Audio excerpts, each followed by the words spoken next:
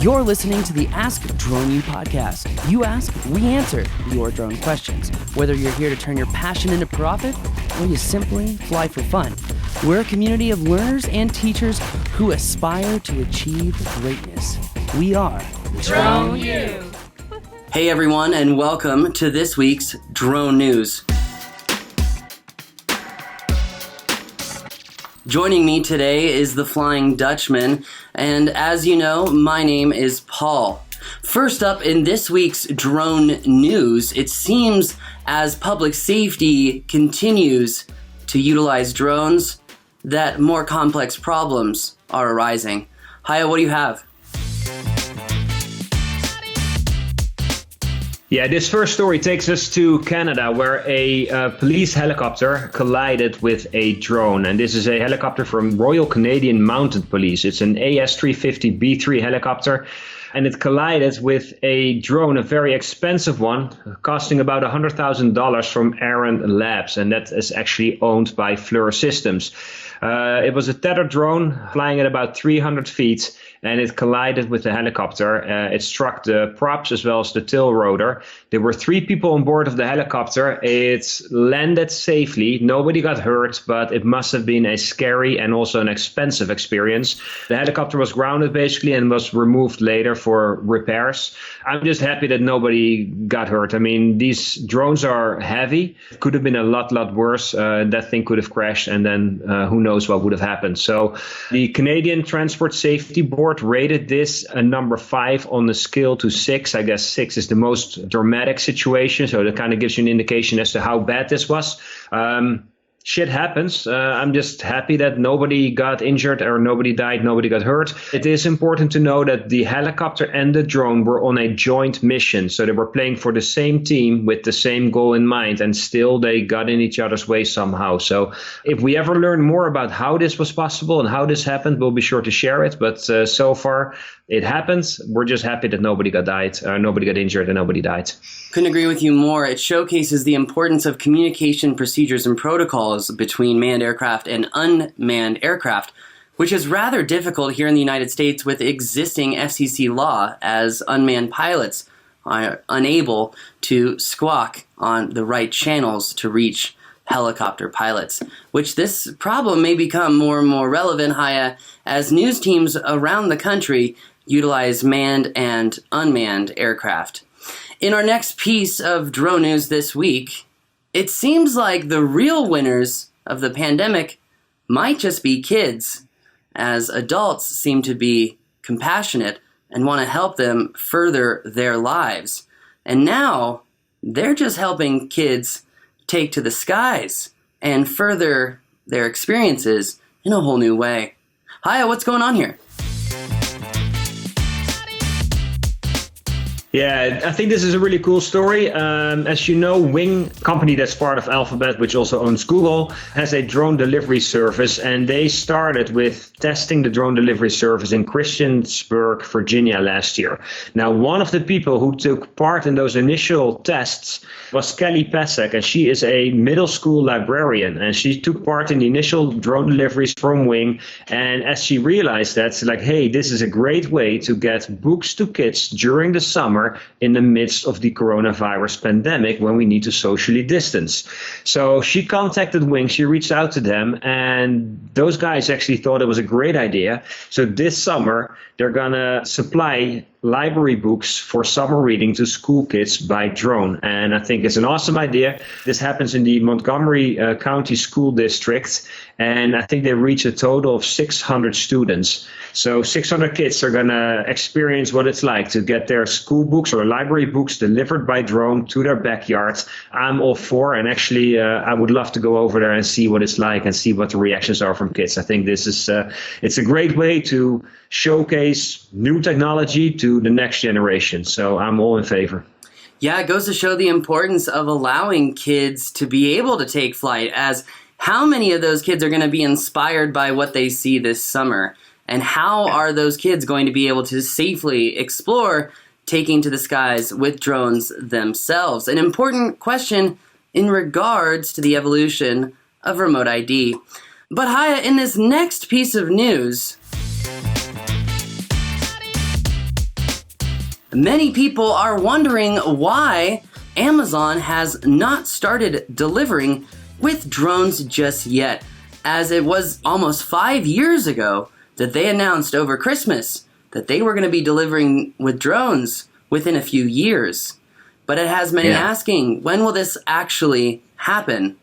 Yeah, Jeff Bezos, I think it was on 60 Minutes back in 2013, famously predicted that within, 5 years, drone deliveries to consumers across the country would be like a routine occurrence, like something that would happen regularly and nobody would be surprised by it.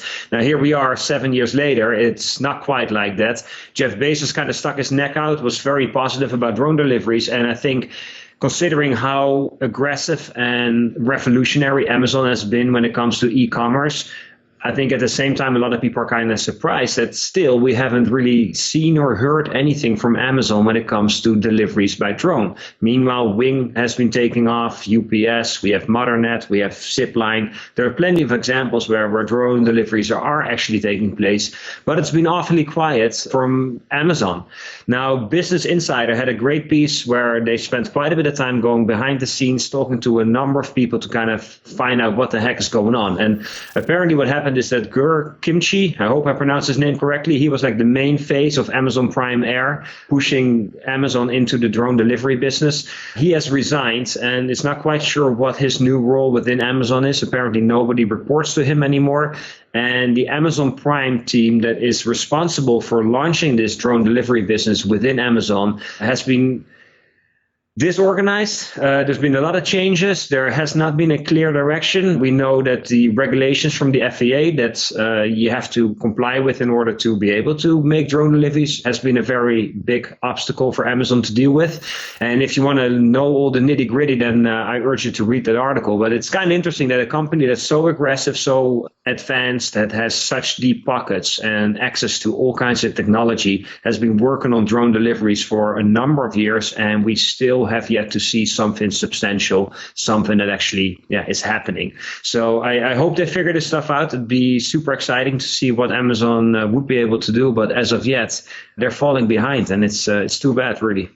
It seems like that this would fall under Transport Canada's drama scale as a number 6, not a number 5. That's a nice way to put it. Yeah, maybe we should extend that skill as well. Maybe 7 or 8. I don't know. But they need to up their game. And during one of their last meetings where Jeff Bezos was present as well, somebody said, yeah, we're working on it. And Jeff Bezos reportedly said, next Tuesday, right? It'll be ready by next Tuesday. We'll see. Tuesdays come and Tuesdays go. So they sure do. It would be nice if the FAA had a drama scale, because that may make things a little bit more enjoyable. But in our next piece of drone news, which is actually quite enjoyable, if many of you remember, we discussed here on the news show exactly how U.S. drone pilots can safely fly protests by following some simple rules. We even notated that waivers are not necessarily required if the right flight path is taken. And it seems like one drone pilot in Oregon has really taken off with this information and proven that, well, maybe flight over people waivers are really not that necessary, especially when considering what some of the old-time drone pilots would say about operations over people, which is that the FAA has only commoditized operations over people, which were taking place far prior to 2016. Haya, what's going on with capturing protests and not needing a waiver? Yeah, since the protests have been taking place in many American, and not even just American, but around the world, in many big cities, we've seen a lot of drone footage showing these protests and the things that are taking place.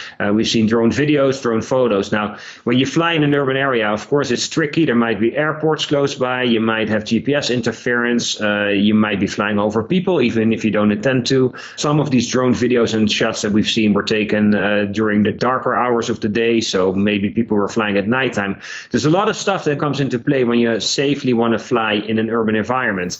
Now, this guy, Jamie Gatwick, owns and runs Portland Drone, and he has the waivers, and he has a DJI Mavic 2 Pro that's outfitted with a parachute system, and he is allowed to fly over people. However, in this specific instance, he didn't even need his waiver because he was either flying in front of the protesters on emptied out streets. So as they were advancing to him, he would back up with the drone and fly over an empty space, or he would fly along them marching on Martin Luther King Boulevard in Portland over the rooftops of buildings. So he was able to get all the footage, get really close to the action, get all those shots, but do so in a safe manner, in a responsible manner, without breaking the rules, without needing a waiver. And I think it's important to talk about this because since we've seen so many drone videos and photos, it's important for people to realize what the rules are, how you fly safely and responsibly. And here's a great example of somebody putting that in practice. And I think it's definitely worth noticing. Yeah, this is awesome. I mean, this is really awesome to see such a fantastic use of the tool in really helping capture an important time in history. And frankly, I think that this is awesome as humans creatively use tools to showcase the beauty of humanity as a whole. That being said, into our next piece of drone news. It seems like the government is finally open to comment. No, we're not talking about the FAA. Hiya, what do you have? Yeah, this is the Department of Homeland Security. I mean, we know that especially Chinese drones and Chinese drone manufacturers have been under a lot of fire and pressure from different parts of the U.S. government. In this case, the Department of Homeland Security wants to know what people think about drones being put to use in emergency situations. So they are going to run a survey, and what they've done now is on the Federal Register, they've announced a survey. They want to get comments from people on how to structure the survey. The survey is scheduled for later, and it's titled Understanding Public Perception and Acceptance of First Responders' Use of Unmanned Aircraft Systems. So they want to get a sense of what the public feels about, hey, there are forest fires and they're using drones, or there's been an earthquake or a hurricane and the first responders are using drones. They want to know what the people's perception is, and I think this is important. I think it's very important. And it's also one of the reasons why we've been pushing stories where drones are being used for good, because there's been so many situations and so many examples where drones actually played a critical role in saving somebody's life. We want to push those stories forward because we think it helps shape the perception among the general public. It's good to see that the Department of Homeland Security is interested in this stuff as well. So whenever that survey comes out, I would say be sure to participate and give them your feedback. I think currently drones can do a lot more than what they've been allowed to do. I know from Brendan Schulman from DJI that the latest count that they have, which is somewhat an unofficial count, is that 410 people's lives have been saved with the help of with drones. So sometimes this is a clear relationship with the drone and the situation where somebody's life was at risk. In other cases, it might have been that there was a search party where a drone played an assisting role. So the level in which the drone contributed might have differed here and there, but still, there are a lot of situations where drones did play a critical role, and that's with all the current restrictions in place. If we allow first responders to use drones in their full capacity, that number probably would rise tremendously and very quickly. So when this survey comes out, I would urge everybody to participate and let them know what you think about drones and how drones can help save people's lives. Fantastic. I couldn't agree more, Haya. And I think this is a great opportunity for drone pilots to rise up and speak positively about the good that drones can do, as this is a great time to speak up and to be heard by the right people. So I think that's awesome. Speaking of being heard by the right people and kind of going in line with this notion of security issues, it seems like Parrot, the company, and myself have a lot in common, as we both like to poke the bear. Now, Parrot is saying, hey, DJI, can we trust your drones? And I would say, what a fantastic use of an open-ended, calibrated question. Haya, what's going on? Yeah, Parrot.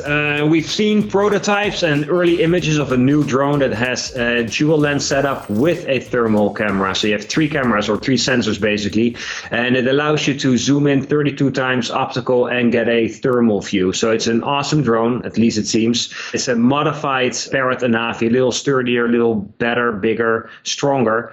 And it's due to be released by the end of this month. Now, Parrot hasn't really released all that much information about this, but what they did do is send out 2 announcements. And the first one said, don't trust Chinese drones. And the second one gave the question, do you trust DJI drones? So clearly, Parrot is kind of trying to play off of the whole data security and the US government not trusting Chinese drones or drones that are made in China or specifically by DJI.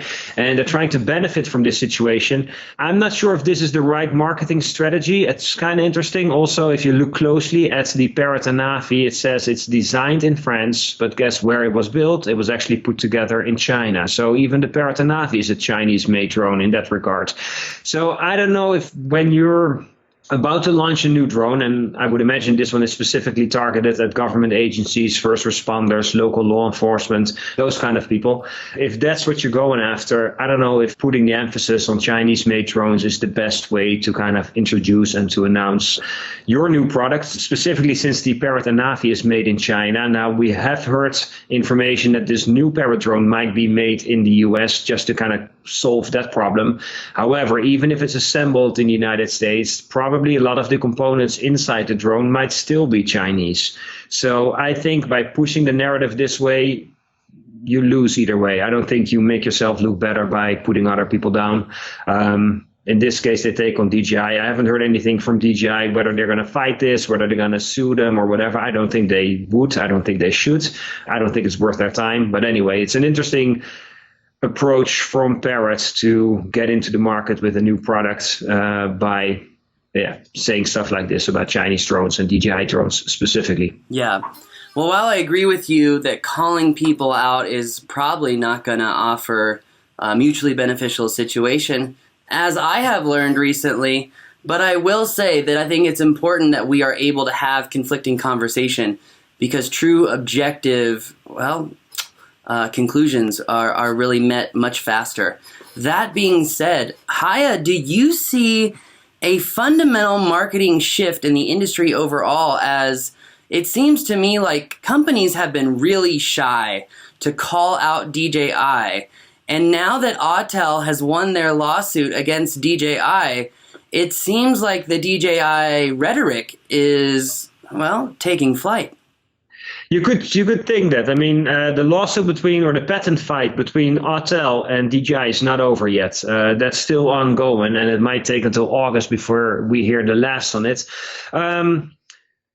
I think the whole discussion about Chinese-made drones and China and other electronics that are made in China, like laptops and microwaves and smartphones and whatnot, I think that's a whole separate discussion. I don't know if it's a smart way to promote new products unless your product has nothing to do with China, which is tough because even the Skydio drones, which is an American company based in America, funded in America, even their drones, and they're assembled in the United States, they still contain Chinese parts. And I believe I heard Adam Bry, one of the co-founders, say at some point that they're striving to make it an all-American drone with only American components. But that's not something that they can do as of yet. So unless you have better products, better components, and you can actually make a 100% American-made drone or 100% French-made drone for that matter, I'm not sure if playing off of the whole Chinese narrative is the right way to go. Word on the street is, too, that the coronavirus pandemic has provided Skydio with the opportunity to pivot into American public safety drones. So it would be really, really interesting to see how this all unfolds.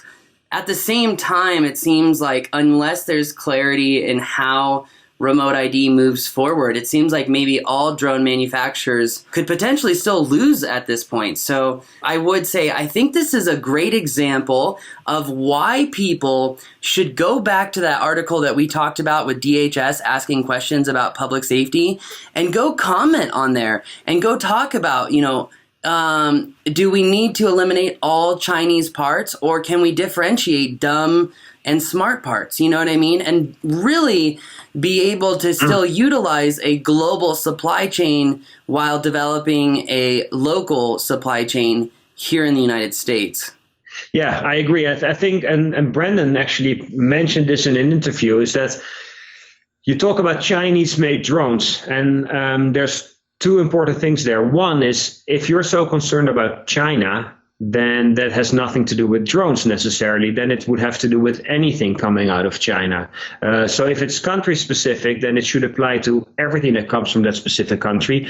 Or if you're talking about drones, then it shouldn't just be related to China. Then it should matter for all countries that make drones. So I think what would be a more constructive approach would be to define what the data security and other security requirements are, and then whoever can meet them would be able to make those drones that we could then use within government agencies. And at that point, it shouldn't matter if it's a drone or, let's say, a cell phone or whatever, or it shouldn't matter if it's a French drone, Chinese drone, or a US-made drone. And right now, it has a sense of, oh, let's target China because it serves a political agenda. And since drones are peeping toms in the eyes of many people and they're afraid of their privacy and all that stuff, it makes it an easy scapegoat. But when you look into it in more detail, the story kind of falls apart, I think. So I hope it goes away, and I hope that if they really want to have secure drones and data security, then they should come up with the requirements that you need to meet in order to get those drones, and where they are made should become irrelevant at that point.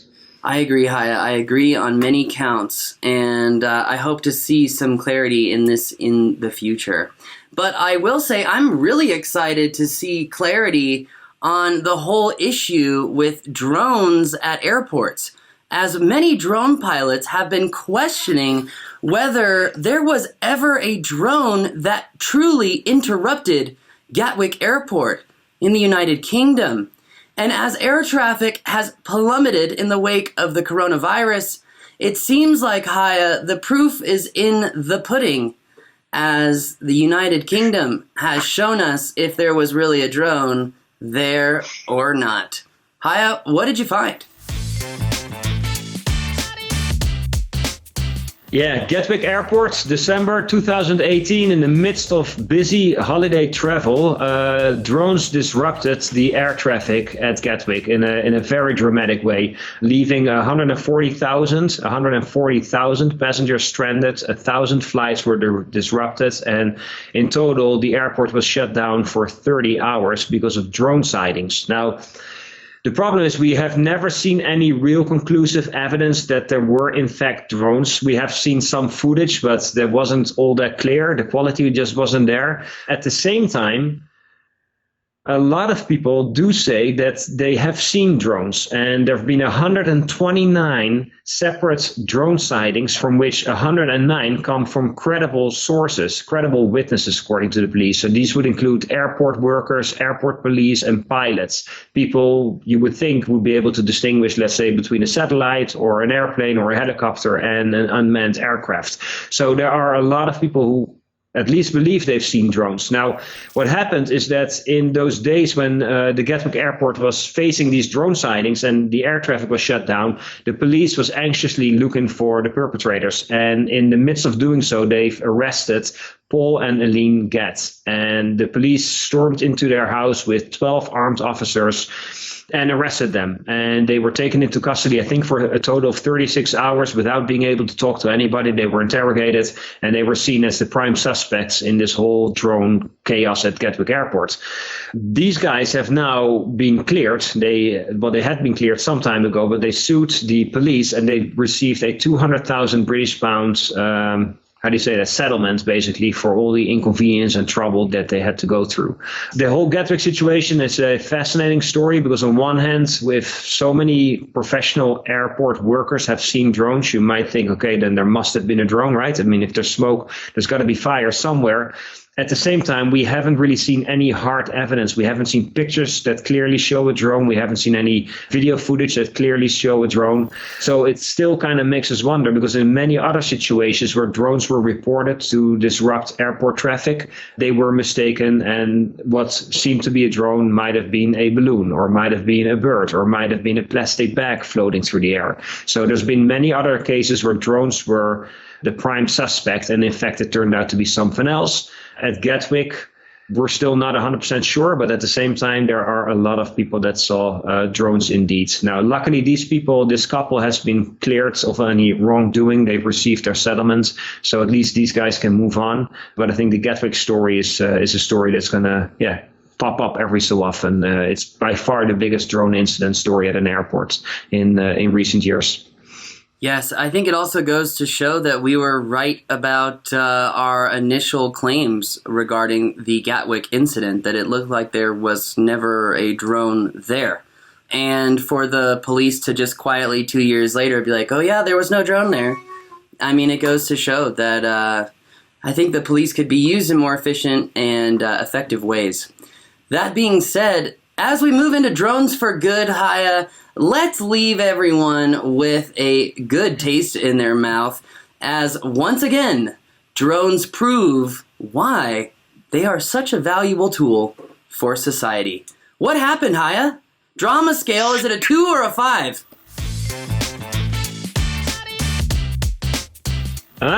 This is a close one. This is a 4. Drones for good, being used for good in a very good way.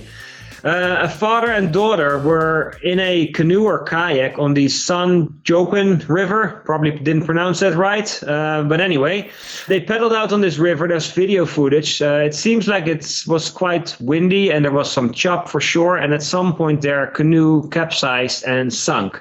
And they were able to swim to a shipwreck, which used to be an old train ferry that's sunk in the middle of the river, and it kind of forms an island. They were able to kind of get themselves to safety there, and a person in a rowboat stopped by and saved the daughter. The father and daughter had already made an emergency call. Police department, fire department got involved. They sent a drone out, so that's why we have drone footage of not the actual incident, but the rescue situation thereafter. You see the daughter being rescued, and then later on a fire department boat comes in and rescues the father as well. What's important is that the drone provides a set of eyes in the sky, and it provides a clear overview of what the situation is like, where somebody's located, and the kind of help that they require. And even though the drone doesn't actually interact with the father and the daughter, it does help the fire department and the police department to decide what kind of resources are needed, how urgent the situation is, where they need to be sent to, because with the drone and GPS, you now have the exact coordinates of where these people are stranded. So they were safe. Nobody was injured. I think they were a little cold because of being in the water for so long. But it's a good example, again, where people's lives have been affected and have been potentially saved with the help of drones. So drones for good, and any story like this that we come across, we'll be sure to cover here on the Drone News Show. Yeah, I love it, Haya. I love to see drones being used for fast water rescue. That's one of the exercises that we did at the fly-in last year and the year before that. So it's awesome to see drones being used on the San Joaquin River. It's really, really cool, man. Whenever we see, drones being used to save lives, it reminds us just one reason why we take to the skies. So thank you, Haya, for keeping that inspiration rolling. Really appreciate it. Awesome, man. Glad to be in the show. Me too. And that's going to do it for our news show this week. Thank you for joining us. If you would like to leave us a review, nice or really mean, please feel free to do whatever floats your boat. But if it sinks, just remember, who's going to come save you with their drone? My name is Paul. He's the Flying Dutchman. This is Drone News.